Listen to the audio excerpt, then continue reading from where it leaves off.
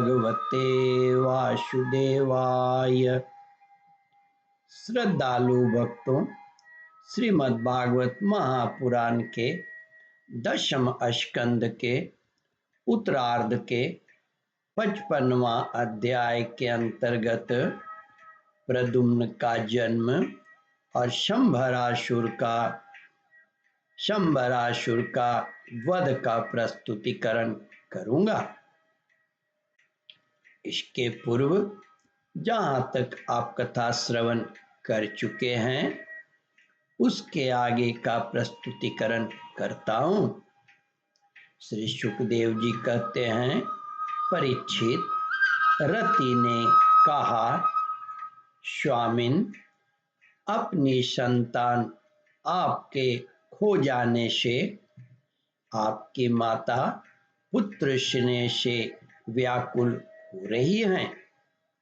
वे आतुर होकर अत्यंत दीनता से रात दिन चिंता करती रहती हैं।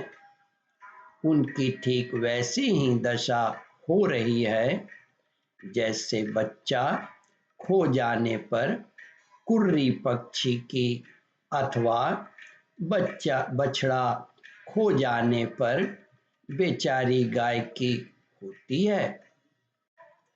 मायावती रति ने इस प्रकार कहकर परम शक्तिशाली प्रद्युम्न को महामाया नाम की विद्या सिखाई। यह विद्या ऐसी है जो सब प्रकार की मायाओं का नाश कर देती है। अब प्रद्युम्न जी ने शुंभरासुर के पास जाकर उस पर बड़े कटु आक्षेप करने लगे। वे चाहते थे कि यह किसी प्रकार झगड़ा कर बैठे। इतना ही नहीं, उन्होंने युद्ध के लिए उसे स्पष्ट रूप से ललकारा। प्रद्युम्न जी ने कटु वचनों की चोट से शंभरासुर प्रद्युम्न के कटु वचनों की चोट से शंभरासुर तिलमिला उठा, मानो किसी ने विषैले सांप को पैर से ठोकर मार दिया हो। उसकी आंखें क्रोध से लाल हो गई। वह हाथ में गदा लेकर बाहर निकल आया। उसने अपनी गदा बड़े जोर से आकाश में घुमाई और इसके बाद प्रद्युम्न जी पर चला दी। गदा चलाते समय उसने इतना कर्कश नाद किया मानो बिजली कड़क रही हो। परीक्षित, भगवान प्रद्युम्न ने देखा कि उसकी गदा बड़े वेग से मेरी ओर आ रही है। तब उन्होंने अपनी गदा के प्रहार से उसकी गदा गिरा दी और क्रोध में भरकर अपनी गदा उस पर चलाई।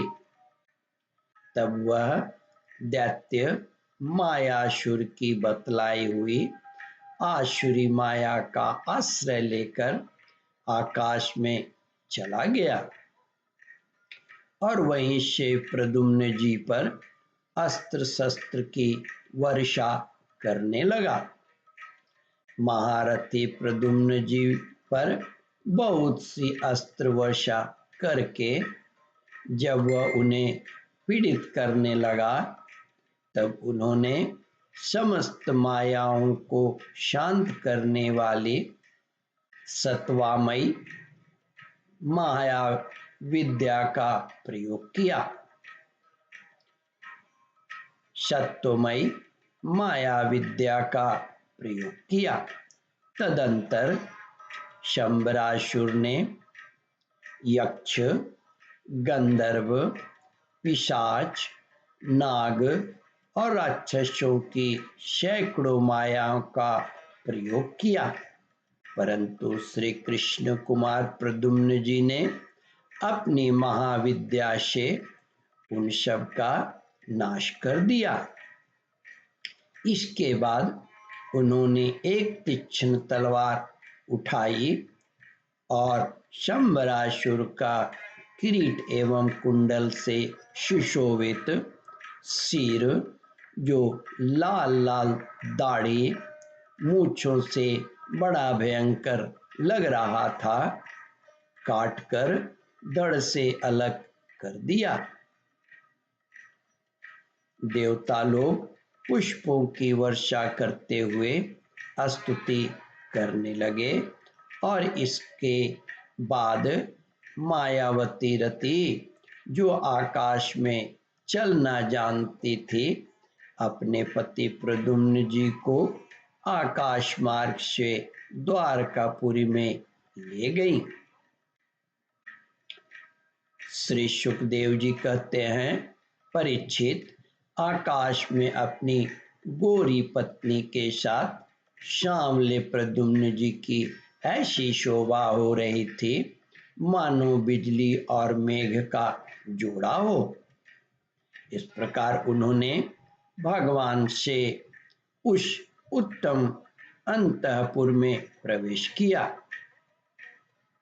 इस प्रकार उन्होंने भगवान के उस उत्तम अंतःपुर में प्रवेश किया, जिसमें सैकड़ों श्रेष्ठ रमणियां निवास करती थी।